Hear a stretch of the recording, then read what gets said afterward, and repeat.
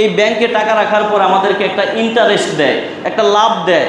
এই ব্যাংকে যেই টাকা রাখি সেখানে যেই লভ্যাংশ আমাদেরকে দেওয়া হয়, এই লভ্যাংশ গ্রহণ করা, এই লভ্যাংশ ভোগ করা এটা জায়েজ নাই, এটা হারাম টাকা।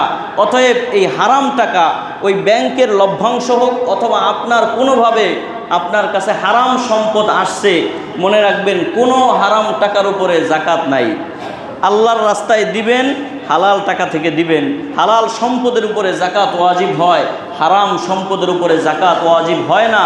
এখন প্রশ্ন করতে পারেন, হুজুর তাহলে আমি যেই টাকা সংরক্ষণের জন্য ব্যাংকে রাখলাম, আমাকে ব্যাংক কর্তৃপক্ষ যেই লভ্যাংশ দিল, এই লভ্যাংশ আমি কি করব? আপনাদের উদ্দেশ্যে বলছি, ওই টাকাটা সওয়াবের নিয়ত ছাড়া গরিব মিসকিনদের মাঝে বন্টন করে দিবেন। প্রশ্ন করতে পারেন, হুজুর সওয়াবের নিয়ত ছাড়া কেন? ওই যে হারাম টাকা দিয়ে কি আবার সওয়াবের আশা করেন? অবশ্যই না। তাহলে ওই টাকা আল্লাহর রাস্তায় গরিব মিসকিনদেরকে সওয়াবের নিয়ত ছাড়া দিবেন, তাহলে অন্তত আপনি গুনাহ থেকে বাঁচতে পারবেন। এই গেল জাকাত সংক্রান্ত যেই মাসালাগুলো আমি জরুরি মনে করেছি, এগুলো আপনাদের সামনে বললাম। এরপরও যদি কারো আরও জানার বিষয় থাকবেই, এটাই স্বাভাবিক।